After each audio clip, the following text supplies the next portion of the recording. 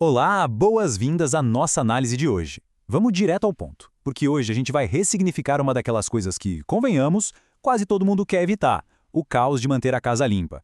A ideia aqui não é falar de faxina chata, mas de como transformar essa obrigação exaustiva numa prática super gratificante de atenção plena, trabalho em equipe e, claro, uns truques bem práticos para o dia a dia. É totalmente possível transformar aquela frustração enorme em pura satisfação. Vamos ver exatamente como o material nos ensina a fazer isso. Passando rapidinho pelo nosso roteiro, o desafio da casa, limpeza como gratidão, a família em ação, soluções e truques práticos e, para fechar, elevando o nosso padrão. Ponto 1. O desafio da casa. A luta moderna dos lares muito ocupados. Hoje em dia a gente sabe bem como é, né? Famílias inteiras fazendo malabarismo com um trabalho em tempo integral, rotinas insanas, e aí ter uma casa impecável parece literalmente impossível.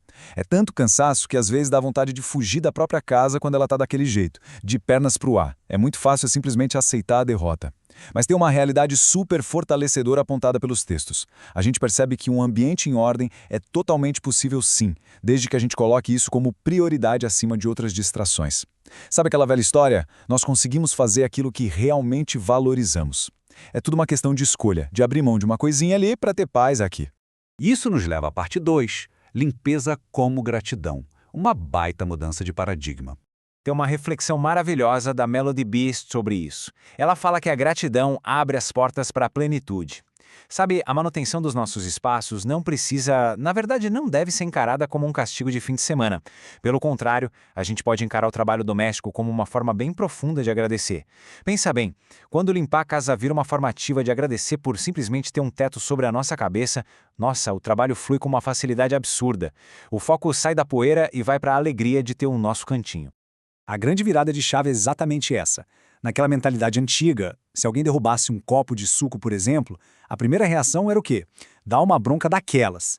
Mas na nova mentalidade, a gente respira, limpa a sujeira com calma e simplesmente agradece. Agradece por ter coisas para cuidar, por ter movimento na casa.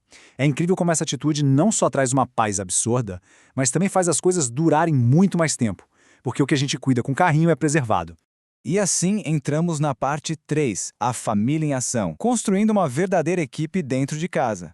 Bom, depois que a gente muda a mentalidade de fardo para gratidão, fica muito claro que a casa não é responsabilidade de uma pessoa só, de jeito nenhum. A casa tem que ser cuidada por todo mundo que mora nela. E olha, os sistemas de limpeza precisam evoluir naturalmente. Em fases onde alguém tem dedicação exclusiva ao lar, a limpeza acontece ali aos pouquinhos todo dia. Mas quando todo mundo trabalha fora, os fins de semana viram o grande momento do mutirão e família. E claro, se a carreira avança e o orçamento começa a permitir, dá para chamar profissionais para aquela faxina pesada de vez em quando. O segredo aqui é jogo de cintura e adaptabilidade para cada fase da vida.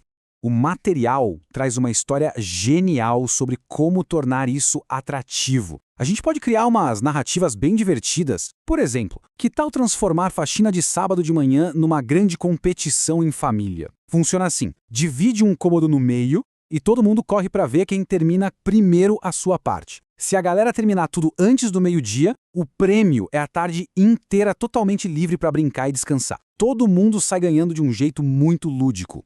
Outra estratégia que é um verdadeiro pulo do gato é a da Jenny Strickland. Ela usa um esquema de revezamento muito inteligente. A sacada é dar responsabilidades que fazem sentido para cada idade. Isso garante que as crianças aprendam a cuidar da casa toda. E por que isso importa tanto? Porque corta pela raiz aquela atitude super egoísta de só arrumar o próprio quarto e ignorar o resto, sabe? Desde os 6 anos, guardando os talheres, até os 16, lavando roupa ou encerando o chão, todo mundo entende que a casa é um ecossistema gigante que depende de cada um. E chegamos à parte 4, soluções e truques práticos. O nosso guia de sobrevivência da limpeza. Agora, com a equipe toda engajada, a gente precisa daquelas táticas ninjas para sujeiras impossíveis. É fascinante como a física ajuda aqui. Caiu suco de frutas vermelhas? Nada de esfregar. O truque é esticar o tecido e derramar água quente de uma altura de uns 30 centímetros. A força e a temperatura empurram a mancha todinha para fora. Loucura, né? Para o vinho tinto, usar sal para absorver e depois jogar água quente resolve tudo. Já para o café, o vinagre branco é literalmente mágico. É puro conhecimento prático. E olha que interessante para problemas mais chatos. Imagina cera de vela derretida direto no tapete da sala. Se esfregar, já era. Piora tudo. A tática super segura e documentada é pegar um pedaço de papel pardo, colocar em cima da cera e passar um ferro quente por cima. A cera simplesmente derrete de novo e é sugada direto para o papel, sem estragar fio nenhum. Além disso, tem uns truques do dia a dia que parecem bruxaria. Tem um vaso de vidro muito estreito que a mão não entra. Joga água e 2 pastilhas antiácidas lá dentro e deixa agir. Aquela assadeira com crosta de comida grudada, água quente, um lencinho amaciante de roupas e deixa de molho até o dia seguinte. E para os pequenos artistas que amam desenhar na parede, um pano úmido com bicarbonato de sódio apaga giz de cera na mesma hora. E o melhor, sem estragar a tinta da parede. Para os nossos amigos peludos, também tem solução fácil. Fez xixi no tapete? Absorve primeiro e depois usa uma misturinha caseira imbatível. Água morna, vinagre branco e bicarbonato. Neutraliza o cheiro na hora. E para tirar os pelos que ficam grudados em cantinhos difíceis, passa uma esponja levemente úmida. Ela atrai os fios soltos como um ímã, super rápido. Finalmente, parte 5, elevando nosso padrão. Como manter essa qualidade de vida lá em cima? Dominar todos esses macetes tem um propósito muito maior do que ter uma sala limpinha. O grande objetivo é nos levar a um padrão de vida mais alto, de ter autorrespeito dentro da nossa própria casa. Tem até uma história hilária no texto original sobre isso. Uma amiga da autora, que cresceu com funcionários em casa fazendo tudo, realmente acreditava que o simples ato de puxar a descarga era o suficiente para o vaso sanitário ficar limpo para sempre. Ela só foi descobrir aos 22 anos, já casada, que não existia mágica e que precisava esfregar. A gente dá risada disso, claro, mas tem uma lição bem forte por trás, que o Don Hazlitt resume de um jeito incrível.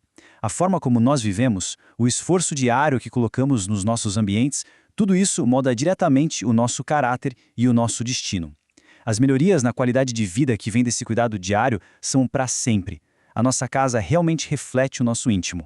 Para colocar esse novo padrão em prática ainda hoje, o material sugere 5 ações bem simples. Primeiro, reúna todo mundo em casa. Segundo, monte um cronograma claro do que cada um vai fazer. Terceiro, espalhe frases ou lembretes de gratidão pela casa. Quarto, faça o processo ser leve e divertido. E o quinto, que é poderosíssimo, caminha por cada cômodo e agradeça por tudo que foi providenciado ali. Agradecer transforma profundamente a energia de qualquer ambiente.